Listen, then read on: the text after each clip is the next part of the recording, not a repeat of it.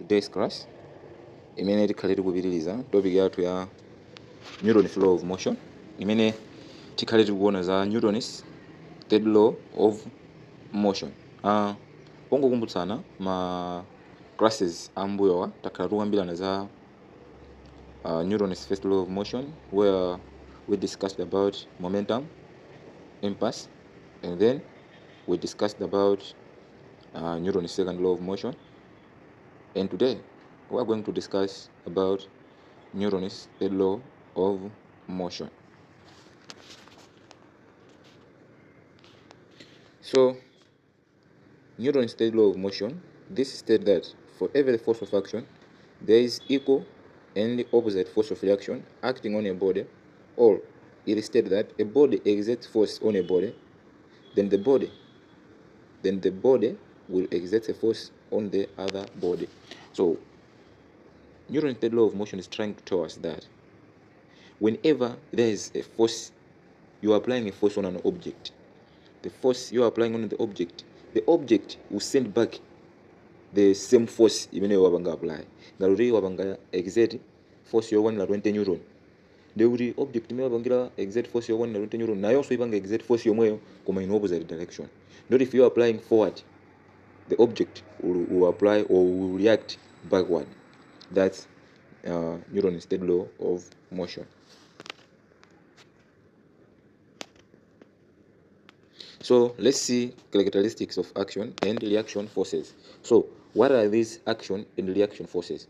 If you are applying a force, that one is action. But when the force you have applied on an object and the object is sending back the force the object is sending back is reaction. Ngaruri iweyo wapanga apply force, then chinthu chikupanga react ngati chikuvomera kuti force imene wapanga apply ija waipanga motani. So in Newton's third law of motion, you have action and reaction forces. So here we want to see characteristics.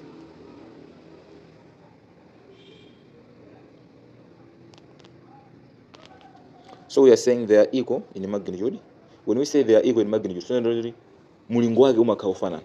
If you have applied 20 newton, it means the object will react with the same 20 newton in opposite direction. They are opposite in direction. That's what I was talking. Ngati kupita forward, ina ndio enda backward. Ngati kupita ku left, ndio inapita ku right. They are perpendicular to the surface in contact. Perpendicular to the surface in contact. When we say perpendicular, it means unaweza kuti force ikupanga contact object pacha imakhala perpendicular. Zingaruri imapanga 90 degrees. Force yo kama kumana ndo object yo. Pamene force yapanga contact object imakhala panga 90 degrees. That's perpendicular.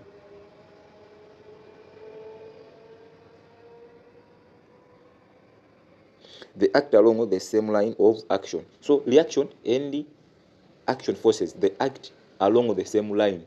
Zimapanga act pa line imodzi osati ma line osiyana. They act on different bodies. So action force react on an object, whereby if you are the one applying the force, it's like you are applying action force, but reaction force will be reacted back to you. The action force umakhala kupanga apply pa body imakhala kupanga apply reaction force pa munthu amene akupanga apply force ija. So that's why they are saying they act on different bodies. Now let's see implication of Newton's third law of motion. Like Newton's third law of motion inaruza kuti chani zimene wena kuti these are derived from the Newton's third law of motion. The first one, we are saying the forces would be created irrespective of movement of the bodies. So the forces are created only irrespective of the movement of the bodies, according how the bodies are moving. Forces always occur in pairs as a result of interaction between two bodies. Zima forces wamakhala awiri, ma pairs. Nduri ma pair ndi zinthu ziwiri. Why are we having pairs? Because we have action and reaction forces. Chifukwa makhala ndi mabodi awiri. Body imene kupanga apply, body imene kupanga react. So the action and reaction forces are equal in magnitude but opposite in direction. Zimene takambirana kale kuma characteristics of action and reaction forces. Force ina imakhala zoti ndi zimakhala zofana na magnitude koma zimakhala zoti zikupita direction yosiyana. That's why akunena zoti the forces are equal in magnitude and opposite directions. So let's see examples of action and reactions. Ngati zitsazo nozoti action force imaoneka motani, reaction force imaoneka motani. Those are what examples. Let's see. So akunena kuti example, when you push a rigid wall, that's an action. Ngati ukamakhala kuti ufuna ukankhe khoma lolimba bwinobwino, ukamakankha paja pamene ukankhapo imene ndi action force. Pamene the wall pushes back, khoma lija limakhala ngati likukankhira kumbuyo, ngati likukankha khoma lija. Ukamalikanka loti ndi lolimba bwinobwino, limapeza kuti likukankha kwa khomako, that's reaction force.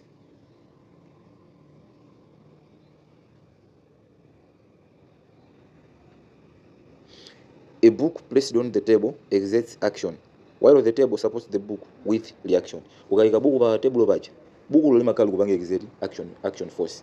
Pamene table imene kuthandiza kuti buku lija lisagwe, limakhala likupanga exert reaction force kwa bukulo. Charged bodies show two equal but opposite forces. Ma bodies only are charged, amapanga so exert ma forces ngatawa. The game of tug of war. You know that the game of tug of war. Image iso imakhala likupanga show action and reaction forces. So these are the examples of action and reaction forces. Now let's see some common experiences due to Newton's law of motion. Now here we are coming in general, Newton's law of motion, starting from first, second, and third. What are the common experiences? Imene anthu limakhala kuziona in our everyday life. Koma limakhala kupanga experience Newton's law of motion. When running or walking, a person exerts a backward force on the ground, while the ground exerts a forward push on the person to make walking possible. Munthu kamaenda, pamene kuyenda paja umakhala kupanga apply backward force yoti kukhanga kupanga apply ya backward. Pamene no thaka imapanga apply forward force. Ndifake munthu mapeza kuyenda umapita kutsogolo. Chifukwa munthu sungapanga apply forward force umapita kutsogolo konko. When you are applying forward force, ndoto zikhala kupita kumbuyo. Chifukwa nthaka izipanga apply backward force. So when you are applying backward force, the ground applies forward force. Pamene anthu fema theka unozotura tikuyenda bwinobwino. So that one is a common experience in our everyday life. For we nalese tuzora amayenda. When a gun is fired, the bullet travels in one direction, while the gun recoils back with the equal forces. Munthu asilikali aja akaombera futi, chipolopolo chija chimakhala chikutuluka ndi chimakhala chikupita direction imodzi. Kumene direction ikupita kuja ndikuti oil imene munali mufuti muja imakhala ikubwerera mbuyo. Pamene ikubwerera mbuyo ndikuti direction imene ikupita chipolopolo is forward force imene action. Pamene kubwererako ndi backward force imene lichani ili reaction. Olozaone munthu akakhala walenga futi yoti ndi ayikulu akaombera munthu chamapeza kuti akusuntha mbuyo. Chifukwa chani chipolopolo chija chimakhala kuti chapanga action and then reaction imakhala kuti kuchoka ili kuyenda mu oil ya futi ija, ndi pamene mapeza kuti munthu wombera uja akusunthira mbuyo. So imeneyonso ndi common experience ya Newton law of motion imene apapa tukambano za third.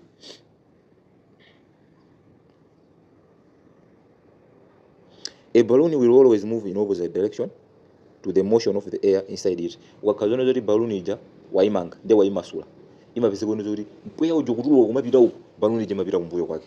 Imeneyonso ndi example ya, it's like example of what? Example of third Newton's law of motion. Like zoti the force you are applying on the object will act the same force but in opposite what? Opposite direction. The water sprinkler works on action and reaction principle, but its rotation in the opposite direction to the water jet. That's example of in irrigation.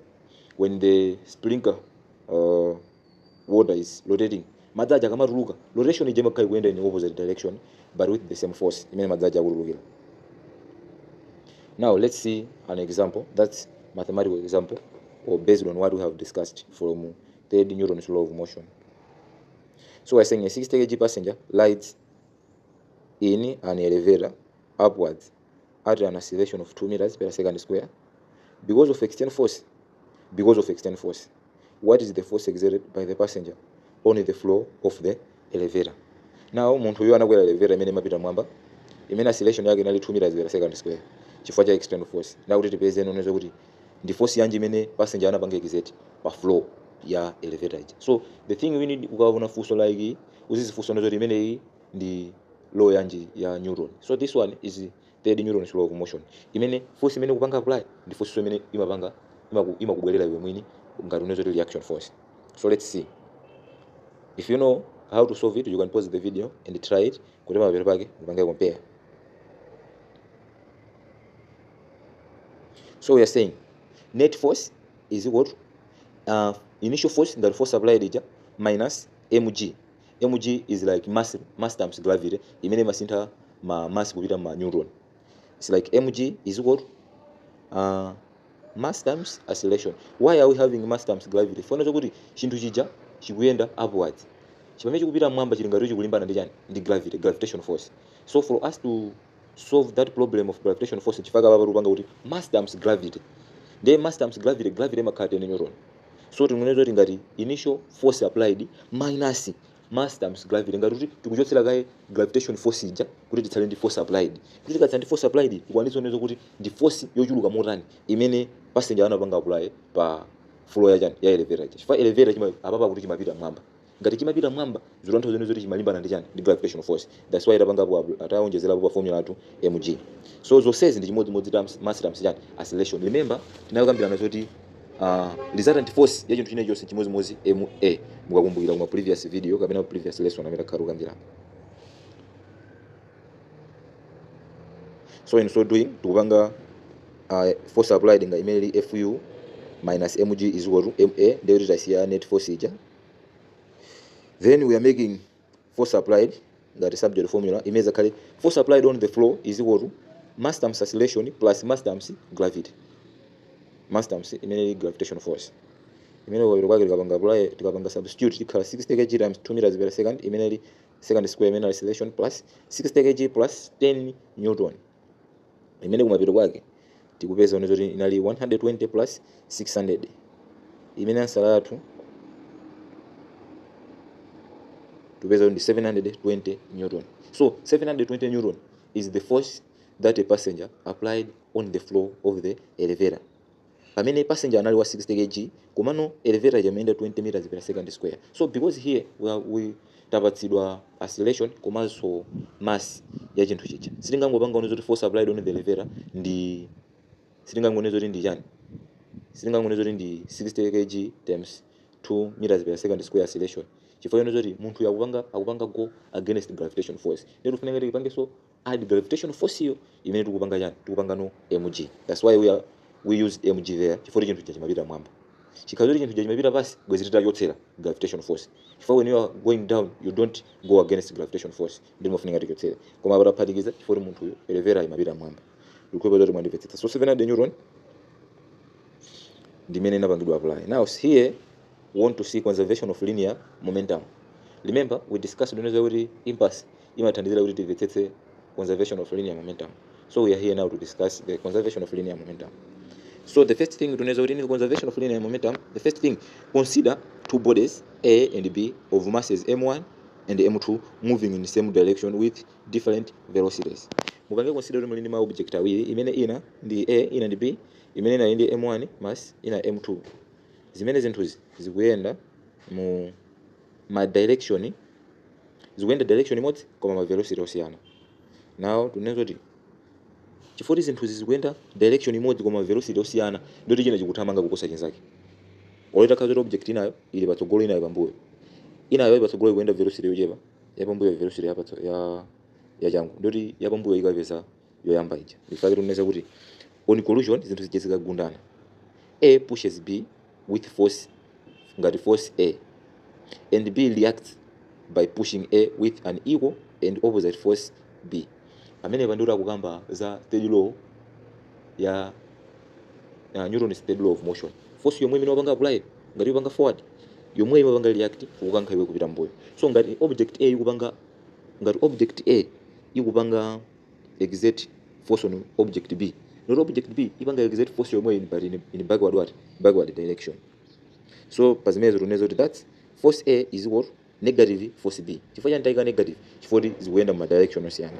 So tunezo since the time spent in colliding is the same, A experiences an impulse that is force B times time, and B experiences an impulse force A times time from A. Apa object A and object B zikupangidwa impulse yake, ufuna upeza impulse yake kupezedwa object A force yake kuchokera ku B. object B force yake kuchokera ku A. Chifukwa kunaweza kuti impulse for object A is force B times time, pamene impulse for object A nezo for object B is force A times time. So I think you are following. Then to say that negative force B times time is equal to force A times time. Imene ngati equation 1. Then letting final velocity of A and B, VA and VB respectively. And VA is velocity for A and VB is velocity for B. So then negative force B times time is equal to MA VA. Chifukwa chani kulenga MA VA? Chifukwa noti FB times time kapena FBT imeneyo ndi ya A, pamene FBA imeneyo ndi ya B. Chifukwa chake apa FAT ikupanga kuti B MB VB ngati ma velocity akuchani aku B ngati minus MB of MB UB. U angoyimira ngati initial chani paja imeneyo U amayimira initial velocity. So tikapanga zonse uzipanga equate ikubwera oneza kuti ndi MA negative MA VA minus MA UA is equal to MB VB minus MB UB. Tikapanga yoncho pamiro pake tizabwera ndi mathematical expression imene imayimira conservation of linear momentum. Imene imanena kuti MA UA plus MB UB is equal to MB VB plus MA VA. Now here zikufotokoza za object awiri paja ndi object A ndi object B. Imene zinthu tikuzozifotokozeraso ngati M1 V1 ngati nozoti M1 V1 nozoti M1 U1 plus M2 U2 ndio ndio kuti kama ma object aja malomo razimidwa ndi A ndi B tukayimisa ndi 1 ndi 2. So tunaweza kuti but MAUA plus MBUB is equal to total momentum before colliding. Momentum yose imene object yo ma object amayenda asana kumana, pamene MBVB plus MAVA ndi total momentum after collision. So therefore total momentum before collision is equal to total momentum after collision. That's the first thing you need to understand in conservation of linear momentum. Imemaneza kuti total momentum before collision is equal to total momentum after collision. Total momentum imene ma object amayendera asana gundani ama kaso limodzi imene ma object amakhala nayo momentum akagundana. So therefore unaweza kuti the law for conservation of momentum state that when two or more objects collide, their total momentum remains constant provided no external force are acting. Ngati zinthu ziwiri pamene zinthu ziwiri kapena zambiri zakundana, momentum yawo imakhala constant okhapoka pasakhale force ine imene yapangidwa exert pa zinthu ziwirizo. That's the law of conservation of linear momentum. So let's see what conservation of linear momentum gives us. Kuti inatipatsa zinthu zina zotani zimene tufunika tizidziwe. So tufunika tikambirane about collision. Kuti tikati collision ndi chani? So in here we're going to discuss types of collision. The first thing we have elastic collision. Tikati elastic collision first thing collision ndi pamene zinthu zagundana. Galimoto ine ubwera zagundana. Kapena galimoto ine lipatsogolo ine ibwera pambuyo yapatsogolo ija yakagunda. Ya pambuyo ija yakagunda yapatsogolo ija. That's collision. So tikati elastic collision, this is the collision whereby when the two bodies collide they do not stick together. Ine mapezoti zagundana ina kuyika nkhila uko ina kapena mabwerera kumbuyo. This is a collision where the total kinetic energy is conserved after collision. Total kinetic energy is conserved, which means the kinetic energy imene object ina inali nayo ndi imene ina inali nayo imapangidwa conserved. This is only possible within atoms. Izi zimachitika ma atoms okauka.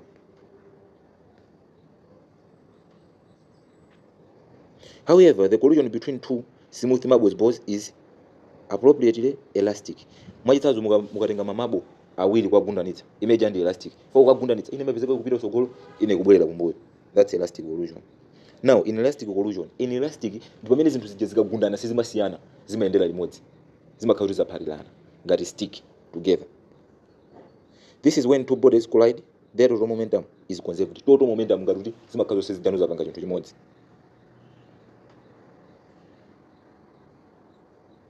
The total kinetic energy is however not usually conserved. Apapa kinetic energy simapanga conserved. Remember, kinetic energy is the energy of movement.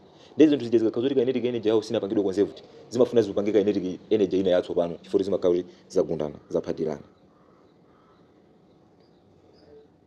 So a completely inelastic evolution is one where colliding bodies stick together after colliding. Ndi pamene no ikati completely inelastic evolution zingati zinthu zija zagundana nezaphatirana zikuyendera limodzi. Now let's see examples on this one. We have example A. A 2 kg object moving at 4 meters per second collide elastically with 3 kg object at rest.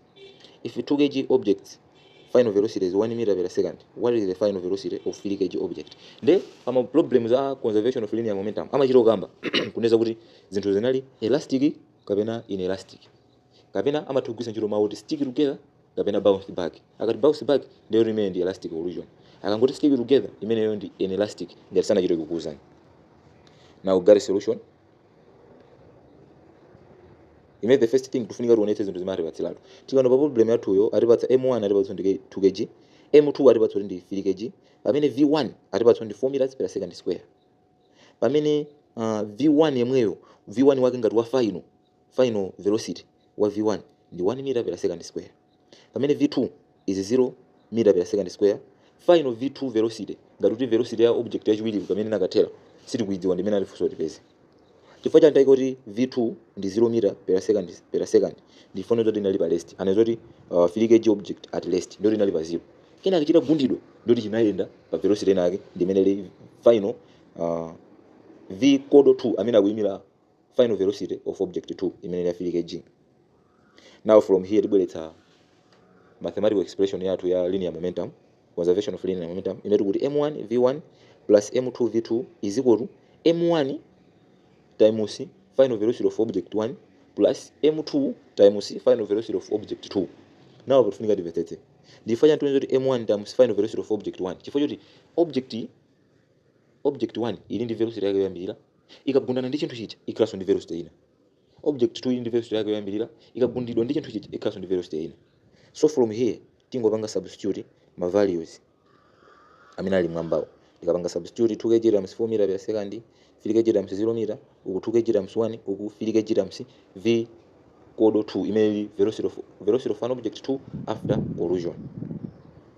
Tikapanga substitute imeneyo uku 2 times 4 8, 3 times 0 0, 2 kg plus uku tingopanga pa substitute formula do 2 kg meter per second apita mbali yawo akachotsera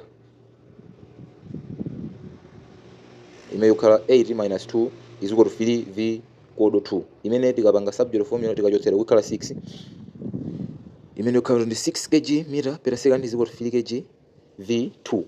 Tipange v kodo 2 imene ili velocity of object 2 after collision imene tikupeza kuti ndi velocity of object 2 after collision inali 2 meters per second. Pamene v2 yo eni yoyambirira poyamba inali 0. Chitagundidwa chinthu chicha chinenda ndi velocity ya 2 meters per second. So that is how you can solve problems on linear conservation of momentum. So therefore the final velocity of 3 kg object is 2 meters per second.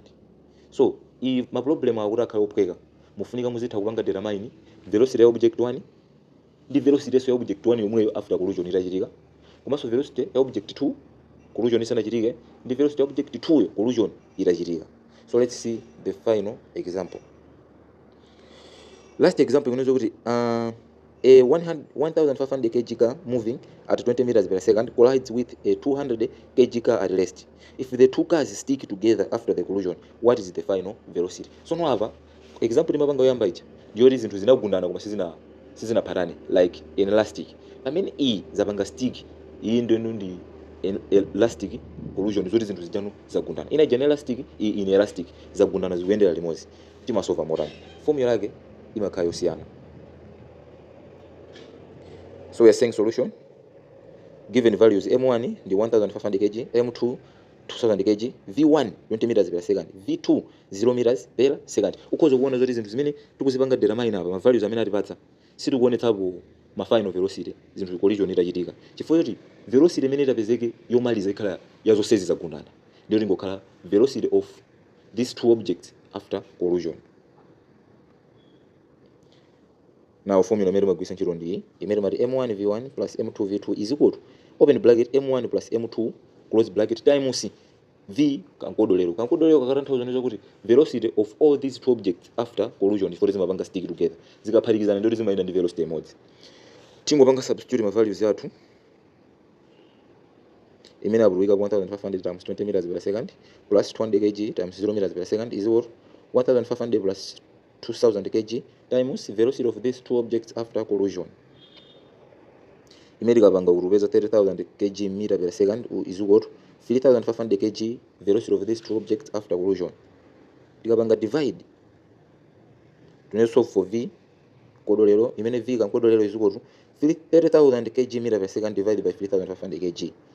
After that tukupeza kuti yankho yathu ndi 8.7 meters per second. Zimene zonathuza kuti final velocity in which these two objects after sticking together moves inali ya 8.75 meters per second. Nemukhoza kuoneza kuti object 1 imayenda ndi 20 meters per second pamene object 2 inali pa rest koma zitagundana velocity ya object 1 ije inasintha chifukwa zinthu zija zaphatikizana ndoti kathamangidwe kake kayenera kusintha nifake tupeza 8.57 meters per second. So therefore the final velocity of the combined cars is 8.57 meters per second. So that's the final kumene kundu kumaliza kwatu topic ya Newton's law of motion. Thank you.